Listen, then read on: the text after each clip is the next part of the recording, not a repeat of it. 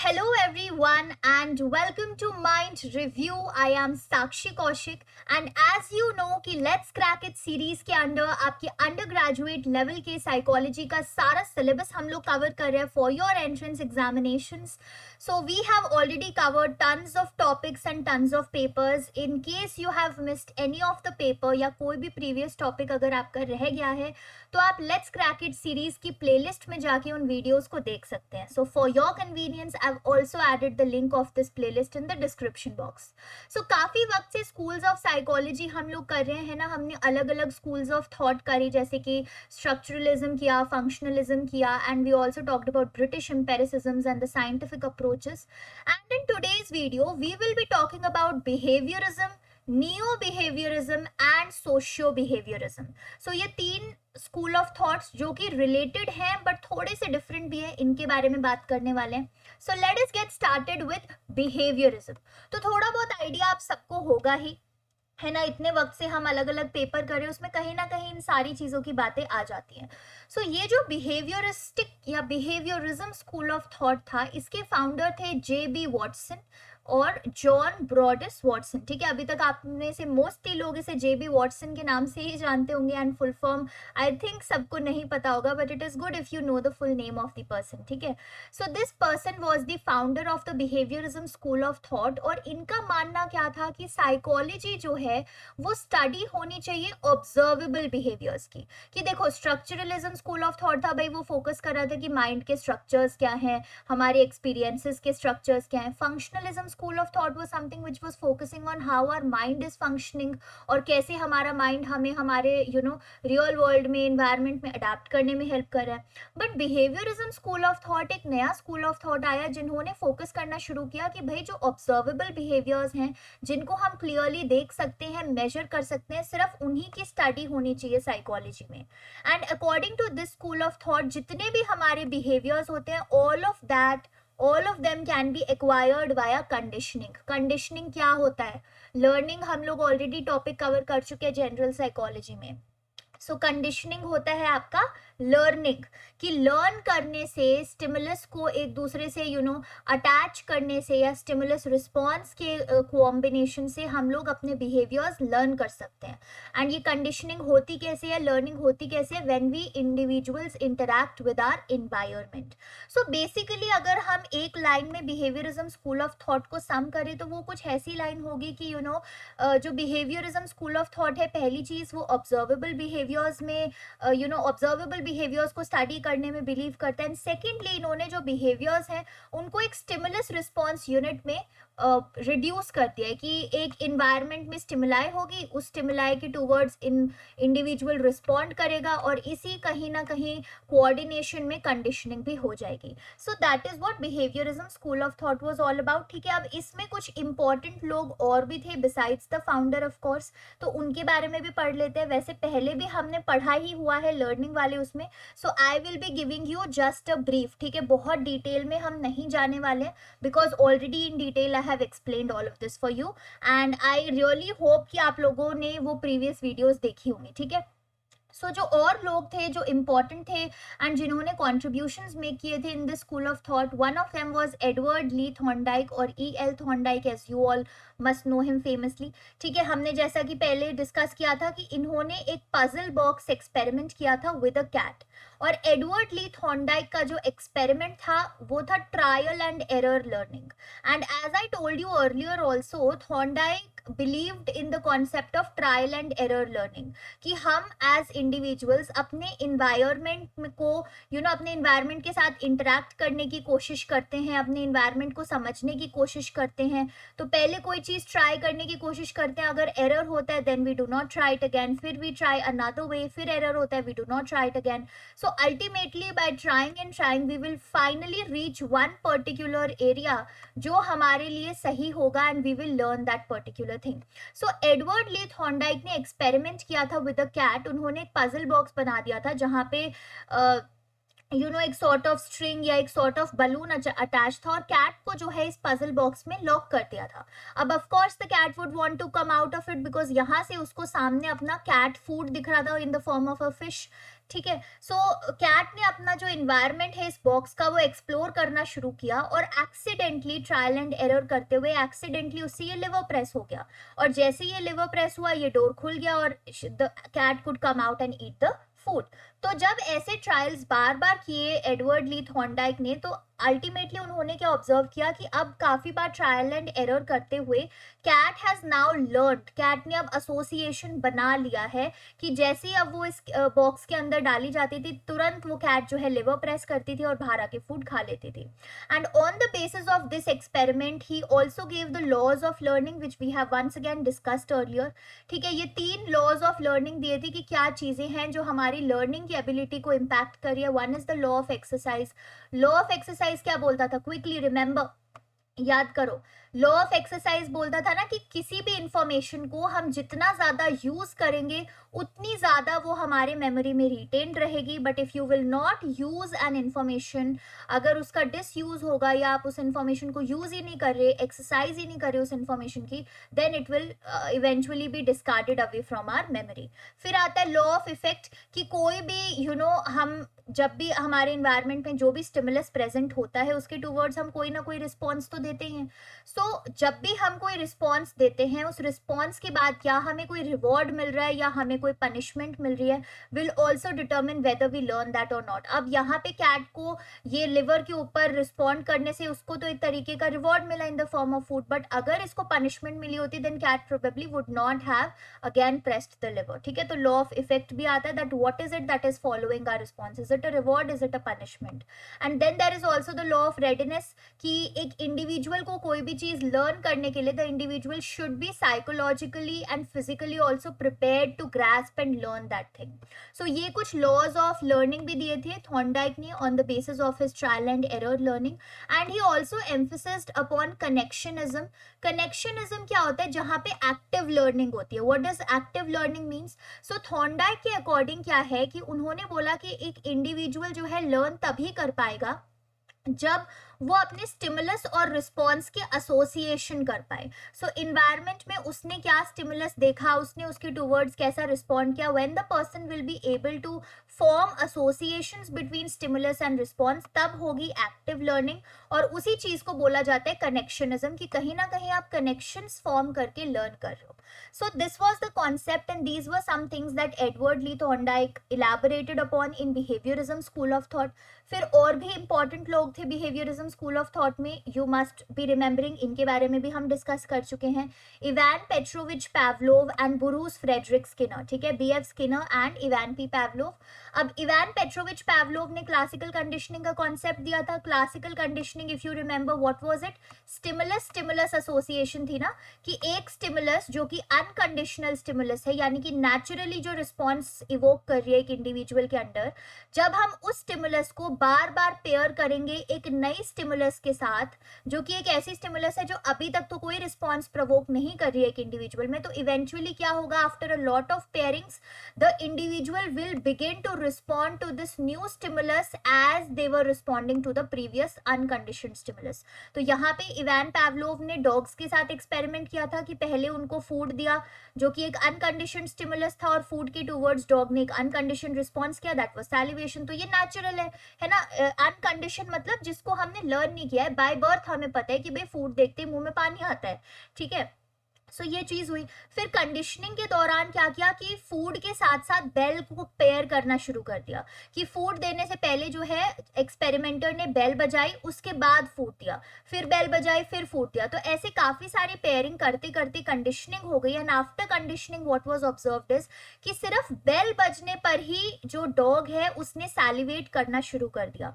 So over here our bell is our conditioned stimulus, क्योंकि ये पहले कोई रिस्पॉन्स एलिसिट नहीं कर रही थी बट लर्निंग होने के बाद रिस्पॉन्स एलिसिट कर रही है, और बेल के टूवर्ड्स सैलिवेट करना इज अ कंडीशनड रिस्पॉन्स, क्योंकि यहाँ पे ये रिस्पॉन्स डॉग ने देना लर्न किया है, ठीक है। So in brief I once again told you what the entire experiment was all about, but इसको हम पहले भी डिटेल में लर्निंग वाले वीडियो में डिस्कस कर चुके हैं। So you can, if you are new to the channel and in case you have not watched that video, you can go back to the playlist of let's crack it series, और उसमें जो general psychology का paper है उसके under learning वाली video आप देख के फिर से इसको डिटेल में समझ सकते हैं if you have any difficulties right now, ठीक है। वैसे तो मैंने अपनी तरफ से फिर से पूरी चीज रिपीट ही कर दिया, but still if you feel that you want more in depth explanation, then you can go back and watch that video.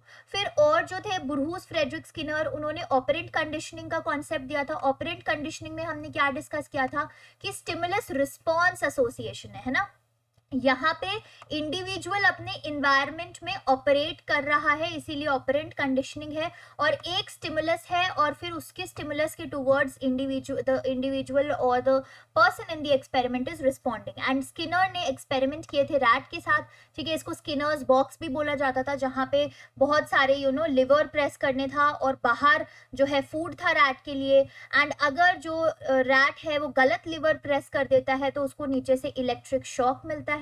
अगर वो सही लिवर प्रेस करता है, that is the green one in this case, तो उसको जो है यहाँ से फूड मिल जाता है in the pellet. So the rat initially will move around, try to explore, और फिर वो एक बारी में भी गलती से उसने एक लिवर प्रेस किया, and what will happen is कि जो स्टिमुलस है और रैट का जो रिस्पॉन्स है इन प्रेसिंग द लिवर, उसके बीच में धीरे धीरे एसोसिएशंस फॉर्म होने लगेगी, and again it will be eventually observed कि as soon as the rat is placed in the box, the rat will press on the correct liver and obtain the food। तो वो है operant conditioning, जहाँ पे reinforcement और punishment के concepts भी आए थे, है ना। कि रीइंफोर्समेंट क्या था कि रैट को कोई रिवॉर्ड मिल रहा है कोई चीज करने के बाद, तो उसका बिहेवियर और रीइंफोर्स होगा, वो बार बार वही बिहेवियर करेगा।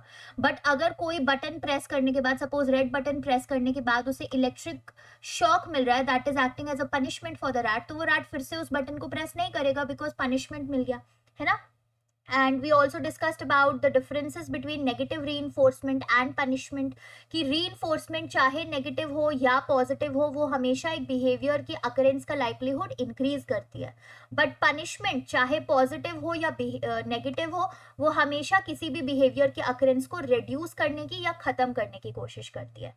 And now let us move on to neo behaviorism। अब क्या commonality है और क्या differences है neo behaviorism और behaviorism स्कूल ऑफ थॉट में। तो कॉमन तो देखो ये चीज है कि बिहेवियरिज्म और new behaviourism school of thought दोनों के दोनों एक तरीके से एक्सप्लेन करने की कोशिश कर रहे हैं कि ह्यूमन बिहेवियर के पीछे क्या रीजन है, क्यों कोई इंडिविजुअल एक पर्टिकुलर बिहेवियर करता है और क्यों कोई और इंडिविजुअल उस बिहेवियर को नहीं करता। But the difference that new behaviourism brought about was that it gave a new direction. तो बिहेवियरिज्म स्कूल ऑफ थॉट, जैसा आपने अभी तक एक्सपेरिमेंट्स भी देखे होंगे, in that you must have observed कि हर जगह क्या था कि बिहेवियर को एक फिजियोलॉजिकल एस्पेक्ट में डिटरमिन किया जा रहा था। सी यहाँ पे जब डॉग का था एक्सपेरिमेंट तो फिर से फिजियोलॉजिकल रिएक्शन था कि सैलिवेशन है।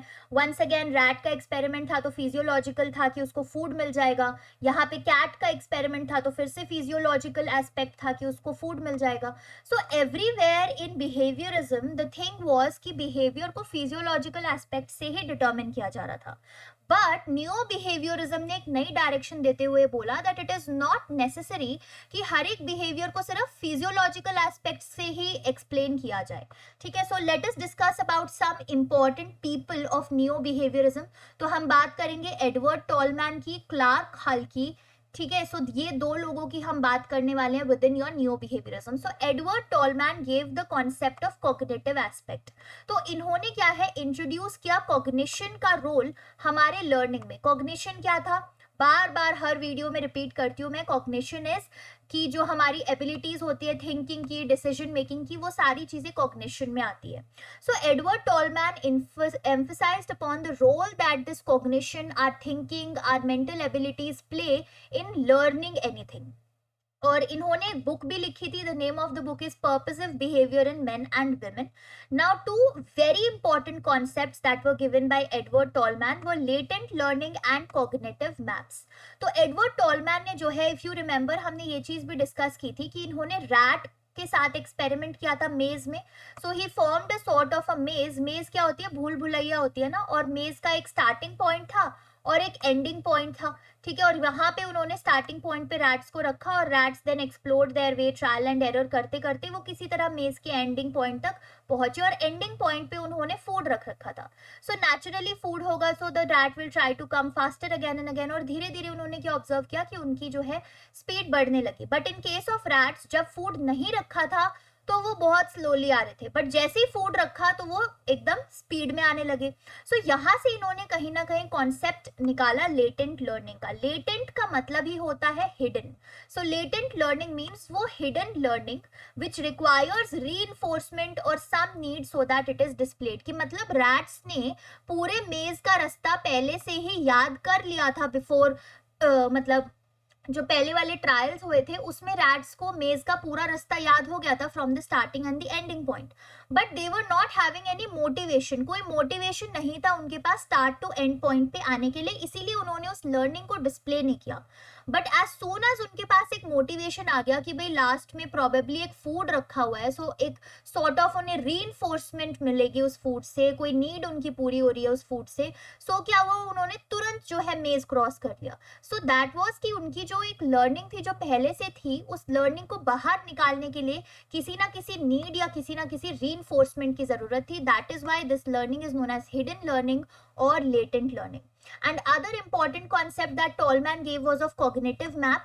Cognitive map क्या होता है कि mental representation of the objects and places in a physical world. अब मैं अगर आपको बोलूँ कि आप अपने स्कूल में जो आपका क्लासरूम था 7th क्लास का, अपने स्कूल के मेन गेट से अपने 7th क्लास के क्लासरूम में जाइए, सो आपके मन में एक मैप बन गया होगा ना। ये क्या है, ये एक मेंटल रिप्रेजेंटेशन है उस वर्ल्ड की जो कि रियल में एग्जिस्ट करता है। फिजिकल वर्ल्ड है आपका स्कूल, है ना, मेन गेट से आप अपनी 7th क्लास में जाने का रास्ता आप अपने मन में इमेजिन कर रहे हो कि यहाँ जाऊंगी, फिर इस गेट से लेफ्ट लूंगी, राइट लूंगी, इस कॉरिडोर में जाऊंगी, और वॉट एवर इट इज, ठीक है, सबका अलग होता है। मुझे भी अभी अपने स्कूल का रास्ता याद हो गया 7th क्लास का, ठीक है, even though right now that 7th class is not there, some lab has been formed, but still I remember that. So cognitive map is this thing only कि हमारे मन में एक मेंटल रिप्रेजेंटेशन बन जाता है उन ऑब्जेक्ट्स का, उन प्लेसेस का जो फिजिकल वर्ल्ड में एग्जिस्ट करते हैं. And once again Tolman related this concept of cognitive map with this maze experiment only, कि रैट्स के मन में भी एक कॉग्निटिव मैप बन गया था of this maze because of which they could easily cross it again and again. So ये एडवर्ड टॉलमैन का कॉग्निटिव एस्पेक्ट था कि उन्होंने कहीं ना कहीं कॉग्निशन को लर्निंग में प्लेस दी. And the second person who is important in neo behaviourism is Clark Hull, जिनके बारे में हम पहले भी डिस्कस कर चुके हैं. In organisational psychology we have discussed, we have also discussed in your motivation and emotion, we have also discussed in general psychology learning. तो क्लार्क हल ने अपनी ड्राइव रिडक्शन थ्योरी दी थी. ठीक है, ड्राइव रिडक्शन थ्योरी में हल ने क्या बोला था कि भाई हमारा जो भी बिहेवियर होता है ह्यूमंस का, all of our behaviour is motivated by drives. ठीक है, हमारा सारा बिहेवियर ड्राइव्स से ही मोटिवेट होता है. ड्राइव क्या होती है कि कोई भी हमारी जो फिजियोलॉजिकल नीड है, प्रोबेबली हंगर है, ठीक है, कि मुझे बहुत ज्यादा, अभी मैं करंटली बैठी हुई हूँ आराम से चेयर पे वीडियो रिकॉर्ड कर रही हूँ, बट सपोज मुझे बहुत ज्यादा भूख लगने लगी एकदम से, सो हुआ क्या कि मेरी बॉडी का इक्विलिब्रियम डिस्टर्ब हो गया.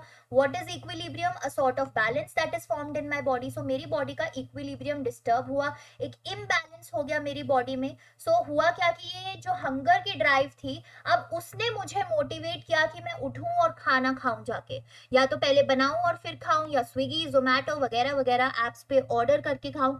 ठीक है, so that is how my drive can motivate my behaviour, and this is what Clark Hull said in drive reduction theory. तो यहाँ पे इन्होंने जरूर फिजियोलॉजिकल ड्राइव्स पे ही फोकस किया था, एंड ही सेड दैट ये जो ड्राइव्स होती हैं वो हमें लर्निंग के लिए प्रिपेयर करती हैं. There can be 2 types of drives, primary drives और सेकेंडरी ड्राइव्स. प्राइमरी ड्राइव्स क्या होती हैं? जो इन्नेट है. इन्नेट मतलब जो बाय बर्थ हमारे अंदर है, जैसे जो हंगर है, थर्स्ट है, all of these drives are primary. हमने कभी सीखा नहीं ना कि भूख कैसे लगती है या प्यास कैसे लगती है. We never learned that, it was present in us by birth. But कुछ सेकेंडरी ड्राइव्स भी होती हैं जो हमने लर्न की होती है कि फर्स्ट आने क्लास में तो मोटिवेशन है पढ़ाई करने की, वो हमने लर्न किया, कहीं ना कहीं में भी एसोसिएट कर लिया कि फर्स्ट आना is equivalent to getting rewards from parents और प्रेजेस फ्रॉम टीचर्स और fulfilling one's own potential, so something like that. So ये क्लार्क हल के बारे में था, and this is what I wanted to discuss in neo behaviourism. अब हम बात करते करते हैं सोशियो बिहेवियरिज्म की। नाम से काफी ज्यादा पता लग जाएगा, सोशियो आ गया है यहाँ पे। सो सोशियो बिहेवियरिज्म जो है उसने बोला कि भाई कॉग्निशन को भी हटाओ, ठीक है, फिजियोलॉजिकल रिएक्शंस को भी हटाओ, बट लाओ हमारा जो है सोशल वर्ल्ड पिक्चर में। सो सोशियो बिहेवियरिज्म ने बोला कि ये जो हमारा सोशल वर्ल्ड होता है जिसके अंदर हम रहते हैं, हमारा जो इन्वायरमेंट होता है, उसका बहुत इंपॉर्टेंट रोल होता है in our learning and the behaviour that we do. And some important people who were there, who were the proponents of socio behaviorism, उनमें से एक एल्बर्ट बैंड्यूरा है। a lot of times we have discussed about Albert Bandura और इनकी बोबो doll के ऊपर जो एक्सपेरिमेंट्स थे और स्टडीज थे। सो एल्बर्ट बैंड्यूरा ने एम्फेसिस किया था मॉडलिंग पे और सोशल लर्निंग पे, ठीक है। सोशल लर्निंग क्या है कि जब हम दूसरे लोगों को ऑब्जर्व करके लर्न करते हैं, एंड मॉडलिंग क्या है कि हमारे सामने कोई मॉडल होता है, कोई एक ऐसा इंडिविजुअल जो एक करेक्ट वे में बिहेवियर कर रहा है, तो उस इंडिविजुअल को देख के हम भी करेक्ट बिहेवियर सीखते हैं, ठीक है। Now it's not necessary that that model will be doing a correct behaviour only. कई बार हो सकता है कि हम रॉन्ग बिहेवियर सीख लें because some model is doing a wrong behaviour. So modelling and social learning पे एम्फेसिस डाला था एल्बर्ट बैंड्यूरा ने, and he gave 3 very important concepts. One of them is vicarious reinforcement. Vicarious reinforcement क्या होता है कि देखो कुछ ऐसे बिहेवियर्स भी होते हैं ना जो हम लर्न कर लेते हैं, जो कि हमने डायरेक्टली एक्सपीरियंस भी नहीं किए, ना हमें डायरेक्टली रीइंफोर्समेंट या पनिशमेंट मिली, लेकिन फिर भी हम लर्न कर देते हैं। फॉर एग्जाम्पल क्लास में कोई बच्चा है, उसको टीचर ने बहुत ज्यादा डांट लगाई क्योंकि उसने अपना होमवर्क नहीं किया था, तो उस चीज को देख के ही मैंने अगले दिन जो भी होमवर्क टीचर ने दिया था तुरंत टाइम पे सबमिट कर दिया। तो अब डायरेक्टली मैंने तो लर्न नहीं किया था, ना ही डायरेक्टली मैंने डांट खाई थी टीचर से, ना ही मैंने डायरेक्टली वो सिचुएशन एक्सपीरियंस की थी। बट वॉट हैपेंड वॉज कि मैंने किसी और को उस सिचुएशन को एक्सपीरियंस करते हुए देखा एंड मैंने लर्न कर दिया कि अच्छा ये करेक्ट वे है बिहेवियर का और ये नहीं। So that is vicarious reinforcement. और another example could be for example कई लोगों को डॉग्स से बहुत डर लगता है या किसी भी एनिमल से सपोज बहुत डर लगता है, in this case let us consider dog. So आपने क्या देखा कि आपने सपोज अपने किसी रिलेटिव को देखा जिनको डॉग से काफी ज्यादा डर लगता है, और जैसे ही वो स्ट्रीट पे गए और कोई डॉग उनके आसपास आने लगा, so that relative started to run, the dog also started to run, and all of that panic situation was created. अब आपने डायरेक्टली वो चीज एक्सपीरियंस नहीं की है, बट सिंस आपने वो चीज देख ली, तो कहीं ना कहीं आपके अंदर भी वो थोड़ा सा डर बैठ जाएगा whenever you see a dog on the street. So that is your vicarious reinforcement, जहां पे हम ऐसे बिहेवियर्स को लर्न कर रहे हैं जिनको हमने डायरेक्टली एक्सपीरियंस नहीं किया, ना ही हमें डायरेक्टली कोई रीइंफोर्समेंट या पनिशमेंट मिली है, लेकिन हमने किसी और को वो चीज एक्सपीरियंस करते हुए देखा तो हमने भी उसको लर्न कर लिया। Then Albert Bandura gave the term self efficacy. Self efficacy क्या होता है? The belief in one's ability to carry out a task, कि कोई भी अगर मुझे टास्क करना है, कोई भी चीज करनी है, तो क्या मेरे अंदर वो एबिलिटीज हैं, क्या मेरे अंदर वो हुनर है कि मैं उस चीज को कर पाऊं।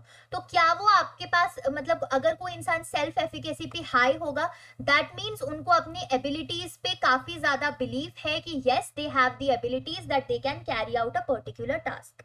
Then Albert Bandura talked about behavioural modification, कि हम किसी भी इंडिविजुअल का बिहेवियर जो है मॉडिफाई कर सकते हैं with the help of observational learning. जैसा कि उन्होंने बोबोडॉल एक्सपेरिमेंट में भी दिखाया था कि अग्रेसिव मॉडल्स दिखाए गए जिन्होंने बोबोडॉल के साथ बड़े अग्रेसिव वे में बिहेव किया, और अग्रेसिव मॉडल्स को अगर अग्रेसिव तरीके से बिहेव करने के बाद कोई रिवॉर्ड मिल गया, तो जो चिल्ड्रन है जिन्होंने ये चीज ऑब्जर्व की, ऑब्जर्वेशन लर्निंग करी, उन्होंने भी फिर बोबोडॉल के साथ एक अग्रेसिव बिहेवियर किया बिकॉज दे वर थिंकिंग कि मुझे भी रिवॉर्ड मिलेगा। लेकिन जिन मॉडल्स को अग्रेसिव बिहेवियर के बाद पनिशमेंट मिली या डांटा गया, तो फिर बच्चों ने जिन ऐसे मॉडल्स को देखा था या ऑब्जर्व किया था, उन बच्चों ने बोबोडॉल के साथ अग्रेसिवली बिहेव नहीं किया। सो that is what Albert Bandura's socio-behaviorism theories were all about, that he basically emphasized on social learning, कि भाई ऑब्जर्वेशनल लर्निंग है, अपने सोशल एनवायरनमेंट पे हम चीजें ऑब्जर्व करके लर्न करते हैं, ठीक है। And then another important person in your socio-behaviorism was Julian Roters. Once again, we have already talked about Julian Roters, but just to give you a brief overview, Julian Roters क्या believe करते थे कि हमारे जो भी behaviors होते हैं, they are determined by external stimuli and the reinforcement that these external stimuli provide us. तो जो भी हमारे environment में stimuli present है, whatever is present outside of us, और वो stimuli हमें किस टाइप की रीइंफोर्समेंट प्रोड्यूस कर रही हैं वो चीज़ हमारे बिहेवियर को डिटर्मिन करेगी कि भाई रीइंफोर्समेंट के फॉर्म में अगर मुझे रिवॉर्ड मिल रहा है कोई पर्टिकुलर बिहेवियर करने से तो मैं उस बिहेवियर को और ज़्यादा करूंगी, उस बिहेवियर की frequency of occurrence will increase. But if a particular stimuli is leading to punishment and not so good reinforcement, then probably my behavior will decrease. मैं उस behavior को शायद फिर से ना करूं. And Julian Rogers said कि इन सारे reinforcement के processes में हमारे जो cognitive factors होते हैं, हमारी जो thinking abilities हैं, decision making abilities हैं, वो चीजें इनमें mediate करती हैं. Then a very very very important concept given by Julian Rogers was of locus of control. Locus of control क्या होता है? ये एक बिलीफ होता है कि क्या हमारे life outcomes external factors control कर रहे हैं या हम खुद यानी कि इंटरनल फैक्टर्स कंट्रोल कर रहे हैं. सो दो तरीकों के लोकस ऑफ कंट्रोल हो सकते हैं, external locus of control and internal locus of control. तो सपोज आपने एग्जाम दिया और आज आपके एग्जाम का रिजल्ट आ गया and you have scored very low in your examinations. ठीक है, बस फेल होते होते बचे ही हो, ये स्कोर है आपका. सो अगर आपका एक्सटर्नल लोकस ऑफ कंट्रोल होगा, so what you are likely to say is आप एक्सटर्नल चीजों पे ब्लेम डालना शुरू करोगे या एक्सटर्नल चीजों पे सब कुछ करोगे कि यार मेरी किस्मत ही खराब थी या टीचर ने इतना डिफिकल्ट पेपर बनाया था या उस दिन मेरी तबीयत खराब थी, ऑल ऑफ दोस थिंग्स. तो दैट इज एक्सटर्नल. इंटरनल अगर आपका लोकस ऑफ कंट्रोल होगा तो you might begin to blame yourself कि मैंने सही से पढ़ाई नहीं की थी, है ना, या मैंने ढंग से आंसर्स ही नहीं लिखे थे, मैं इतनी आलसी थी कि मैंने पढ़ाई नहीं की. So all of those things will come into the picture. या सपोज आपने बहुत अच्छे मार्क्स अचीव किए, you are in the toppers list of your class, और अगर आपका एक्सटर्नल लोकस ऑफ कंट्रोल होगा तो यू माइट से कि यार मैं बहुत लकी थी, पेपर इतना आसान आया था, बस इसलिए हो गया ऐसा, मैंने ज्यादा हार्ड वर्क नहीं किया था. बट अगर आप इंटरनल लोकस ऑफ कंट्रोल में बिलीव करते हो तो you might say that yes I worked hard for it और इसीलिए ये चीज हुई. तो लोकस ऑफ कंट्रोल तो जो जूलियन रॉटर्स का कॉन्सेप्ट था वो यही चीज के बारे में था कि क्या आप अपने लाइफ के आउटकम्स को एक्सटर्नल फैक्टर्स पे कंट्रोल होने के लिए सोचते हो या आप ये सोचते हो कि आपके लाइफ के आउटकम्स आप खुद कंट्रोल कर सकते हो. So if you believe that you can control your life's outcomes, then your locus of control will be internal. But on the other hand, if you believe that your life's outcomes are controlled by some external factors like luck, fate and all of these things, then your locus of control will be external. ठीक है, सो ये कुछ बातें थी जो socio behaviourism से related थी. And with that we come to an end of today's video. आज हमने डिस्कस किया है behaviourism school of thought. We also discussed about neo behaviourism and socio behaviourism. I hope कि आप लोगों ने कुछ नए कॉन्सेप्ट्स सीखे होंगे या पुराने कॉन्सेप्ट्स रिवाइज किए होंगे. Once again thank you so much for watching the video till here and investing your time and trust in Mind Review and listening to my voice for such a long duration of time. So मिलेंगे हम आगे आने वाली next video में in which we will be discussing a lot more concepts and a lot more papers that we will be covering. Till then, stay subscribed to Mind Review, and if you have any feedback or any suggestions, please feel free to drop it down in the comment section below or reach out to me via email or social media. So चलिए मिलेंगे अगली video में. Till then, have a very good day. Take care and bye-bye.